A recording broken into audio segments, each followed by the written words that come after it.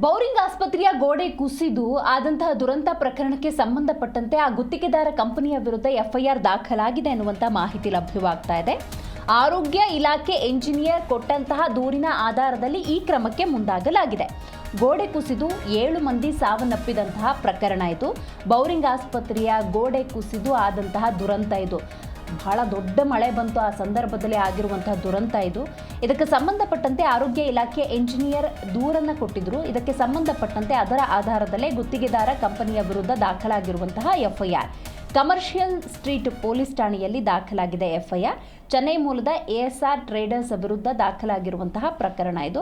ಈ ಪ್ರಕರಣವನ್ನು ದಾಖಲಿಸಿಕೊಂಡು ಈಗಾಗಲೇ ಪೊಲೀಸ್ನವರು ನೋಟಿಸನ್ನು ಕೊಟ್ಟಿದ್ದಾರೆ ಎನ್ನುವಂಥ ಮಾಹಿತಿ ಇದೆ.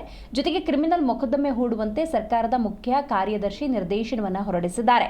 ಬೌರಿಂಗ್ ಆಸ್ಪತ್ರೆ ಗೋಡೆ ಸಮೀಪ ಅವೈಜ್ಞಾನಿಕವಾಗಿ ಮಣ್ಣು ಮತ್ತು ನಿರ್ಮಾಣ ತ್ಯಾಜ್ಯವನ್ನು ಸುರಿದ ಗುತ್ತಿಗೆದಾರರ ಮೇಲೆ ಕ್ರಿಮಿನಲ್ ಪ್ರಕರಣವನ್ನು ದಾಖಲಿಸಬೇಕು ಅಂತ ಮುಖ್ಯ ಕಾರ್ಯದರ್ಶಿ ಶಾಲಿನಿ ರಜನೀಶ್ ಅವರು ಈಗಾಗಲೇ ಸೂಚನೆಯನ್ನು ಕೊಟ್ಟಿದ್ದಾರೆ. ಅಂದರೆ ಡೆಬ್ರೀಸ್ ಅಂತ ಏನು ಕರಿತೀವಿ ಅದು, ಅಂದರೆ ಅವೈಜ್ಞಾನಿಕವಾಗಿ ಮಣ್ಣು ಮತ್ತು ನಿರ್ಮಾಣದ ತ್ಯಾಜ್ಯವನ್ನು ಸುರಿದ ಪರಿಣಾಮ ಆಗಿರುವಂತಹ ಅನಾಹುತ ಅಂತ ಹೇಳಿ.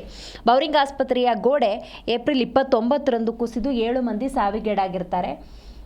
ಇನ್ನು ಮೇ 14ರಂದು ಭೇಟಿ ನೀಡಿ ಪರಿಶೀಲನೆಯನ್ನು ಶಾಲಿನಿ ರಜನೀಶ್ ಅವರು ಮಾಡಿರ್ತಾರೆ. ಗೋಡೆ ಕುಸಿತಕ್ಕೆ ಕಾರಣವಾದಂಥ ಎಲ್ಲ ಮಾಹಿತಿಯನ್ನು ಸಂಗ್ರಹ ಮಾಡಿರ್ತಾರೆ.